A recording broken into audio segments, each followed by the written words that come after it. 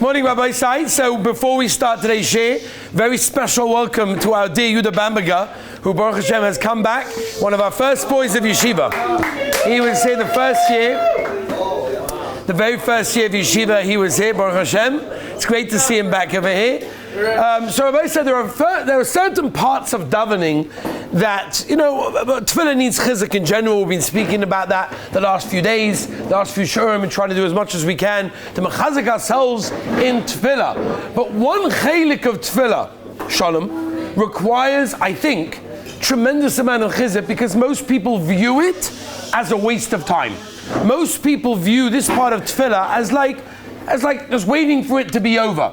And that is, of course, the inyan of Chazaratz Hashatz. People understand Chazaratz Hashatz being, it's basically I've got to wait till it's over. Like, as quick as it can go, that's the better it can be. Because I've got to wait till it's over. It's got no negate to me, I don't have to do anything, all right, I have to respond, domain, whatever, but it doesn't have a shaykhs to me. So I want to tell you like this, Be'emes, we can medamer it to a mashal of a guy that buys a car. He never drove a car before, he doesn't know much about cars, and he puts it into the first gear. Right, he's got one of the old-fashioned manual cars, puts it into first gear, and he drives. And he thinks, this is amazing. I used to have to walk. Now I'm going by car. This is great. I don't have to do anything. I just have to go, sit here, relax, put it into first gear, and go. Now eventually someone gets hold of him and says, excuse me, sir, do you realize that you can go faster? He's like, no, it's not true. Because every time I press, I hear the noise, like, first gear, number one, it's great, works, I don't have to walk, it's kavaldik. And the answer says, no. If you put it into second gear and third gear, you learn how to use the car, you can actually go a lot faster. So they bring this mashal as someone who understands and appreciates what Chazaratz Hashatz is. Chazaratz Hashatz is not just to sit there waiting till it's over.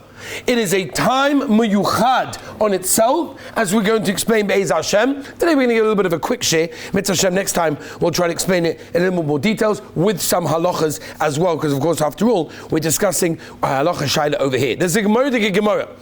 The Gemara tells us in Brachas Lamed Beis, the Gemara says, Hispalel v'lo nene. What happens if a person davens and he doesn't get answered? What should he do? So I'll tell you, on the way to yeshiva this morning, I was on the phone to someone who was currently in a psych ward, and I was trying to speak to him about different chizuk and whatever it may be, and he's stuck in this psych ward, and I'm telling him, listen, don't worry, I'm almost by yeshiva, I'm going to daven shachris, I'm going to have Chazaratz Hashatz, and we're going to be mispalel for you. And that's what we did, that's what I did. So the Gemara says, what happens if you daven and you weren't answered? What do? Yachzev yispalel, daven again, keep on davening, keep pushing through. There's a Moedik of Vilna Gaon. The Gra on that Gemara actually, interestingly enough, says that Einach Hanami, the Poshet Pshat of the Gemara is that if you davened and you were not answered, Akiva, daven again. Just keep davening. Keep plowing it through. The Rabban Shalom's listening to you. But says the Vilna Gaon, Yachzev Yispalal actually means Chazaratz Hashatz.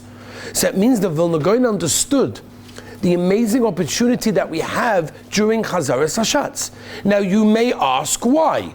After all, why did they originally institute Chazaratz Hashatz? What was the purpose of it? So Einach Hanami, it used to be, and let's just do a little bit of history over here, it used to be that every single Yid, whether he knew how to daven or did not know how to daven, whether he could read the words or could not read the words, or even understood what he said, everybody came to shul.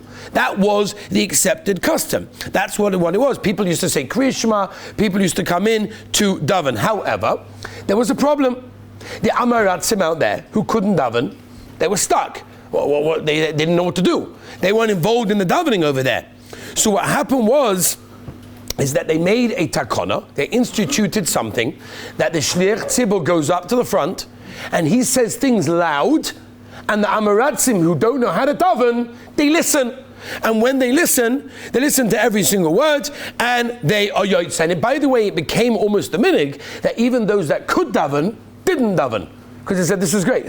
Why would I say the words when someone's saying it for me? This is gewaldig. This is amazing. Well, I don't have to do anything. I just have to sit in the Beis Medrash. Someone's going to say all the words for me, and this is amazing. In fact, that they bring down from the minig that it seems to be even until the days of the Rosh, who lived in the 13th century, that was the minig in most places. Even Baruch She'oman Yishtabach wasn't said by most of the Olam. The Shliach Tzibur said it loud. Everyone listened. They were Yotza. That's what it seemed to be even in the times, or at least up until the time of the Rosh. The problem was Shemonei Esrei. What are they going to do when it comes to Shemonei Esrei? It's impossible. We can't have people who know how to daven be Yotza with just listening to the Shliach Tzibur. So therefore, Chazal came along, the Rabbanim at the time came along, and they said, listen, anyone that can daven has to daven themselves, because at the end of the day, Shemonei Esrei is a very personal encounter with you and the Rabbeinu Shalom. You're oimid lefnei HaMelech. You're speaking kaviyachol ponim to the Rabbeinu Shalom. So how can it be that someone else is being Yotzi Yochiv? If you know how to daven, then of course you should daven.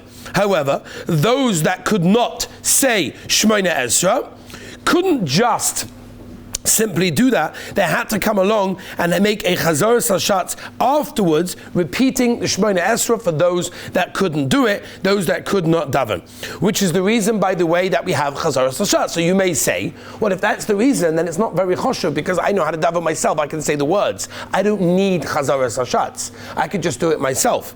And the answer is that the Rambam says, and many others, like many of the Gzeiras of Chazal, that we make a Gzeira and it remains the Gzeira in place, even though nowadays we don't really have Amaratzim who don't know how to daven. We have Sidurim with English ways of even, Baruch Atah is even written in English. For those that don't even know how to read Hebrew, they have a way of reading the English, and you're even saying the Hebrew words, which is a Gewaldige Zach, which is just like, for example, Mogen Ovis on Friday night. Why'd they make Mogen Ovis on Friday night? It isn't Stam, it's like a Chazaratz Hashatz, because the Olim were going home, and they wanted everyone to go home together because it was dangerous to travel at night. Mimela, they made like an extra Tefillah after davening, so that Tefillah wouldn't finish so early, and therefore it would lengthen it slightly. Therefore, those people that daven longer Shemonei Esrei would be able to catch up and walk home with those guys who finished earlier. That's why they made Mogen Ovis. So you'll say nowadays we don't have to say Mogen Ovis anymore. We don't need that. We have lights, we have street lamps, we have everything we need. What's the problem? The answer is, once again, they made a takana, and we keep the takana. I will tell you that the Kaf HaChaim brings b'shem D'Arizal that Chazaratz Hashatz is actually more important, more choshev, or more powerful than your own personal Shemonei Esrei. It's a very, very important thing for a person to be a chelik of the tzibur when it comes to Chazaratz Hashatz. So much so, and we'll just end because we have to get to a lot of halachas about Chazaratz Hashatz. I just wanted to give the olim the importance and chashivas and understanding of what Chazaratz Hashatz is. But Al-Kaponim, the Shulchan Aruch says, in Sibuk Kuf Chof Daled, look it up, that you need at least 9 people listening to the Chazan say the brachas. Now, Rabbi say, again, not over here, but there are sometimes you go to a minyan and the Chazan is saying Chazaratz Hashatz, and like the place is silent, the place is quiet, everyone's dreaming, everybody's in their own world. What's for breakfast? What's for lunch? What's for dinner? Nobody's thinking about, hello? You know what the Shulchan Aruch says? Shulchan Aruch says, Korev liyosh b'chosei levatala.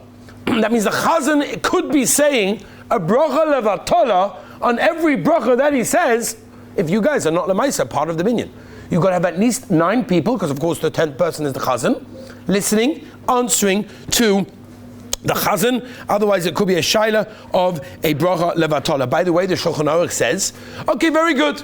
So that's if you're in a minyan of 10 exactly. What if I'm a minyan of 20? Baruch Hashem, you come to yeshiva, come down in the morning, Kanai Nahora. There's minyan after minyan, we've got Kanai Nahora. So many minyanim within one minyan of all the guys coming to Shachris. So I don't really need to listen, because there's like 25, 30, 40 guys over here in Beis Medrash. It's a big deal, so I'll tune out. It's okay. Shulchan Aruch says no, every single person needs to view himself as one of the only people in that minyan, that is essential for him to have his attention at all times at Chazaratz Hashatz. By the way, one last thing for today, speaking during Chazaratz Hashatz, oy vavoy. Forget about speaking during davening, that's also oy vavoy. We have a beautiful Mishaberach from, of course, the Tosfos Yontov, the Talmud of the Maral, who was very makbid on it, how the brachas that a person gets, and Chas v'Shalom on the other side as well. But the speaking during Chazaratz Hashatz, the Shliach Tzibur was speaking to the Rabbeinu Shalom, he's representing you, and you're talking? The Shulchan Aruch says, I'll tell you in the Lashon. The Shulchan Aruch says, very strong language. The Shulchan Aruch's Lashon, I'll say in English, the Aveira of speaking during Chazaratz Hashatz is too great of an Aveira to bear. You know what that means? It's too heavy for you. You won't be able to carry it.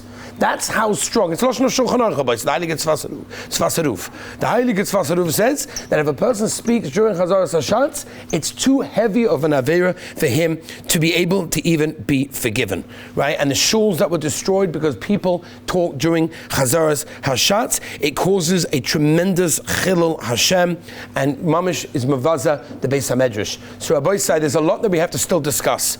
There's a certain behavior that we're meant to have during Chazaratz Hashatz. There's many halachas that we have to go through. What a person can answer, what a person cannot answer. What if he's waiting for the Chazon to start? Is he allowed to do anything? Is he allowed to learn? Say Tehillim? Is he allowed to speak? We'll discuss a lot of those halachas in Mitzvah Shem next time. But just to give you an idea of the importance of a time that unfortunately is almost taken for granted and people are waiting for it to be finished. Chazaratz Hashatz is a very, very powerful time. We'll continue next time. Have an amazing and beautiful day.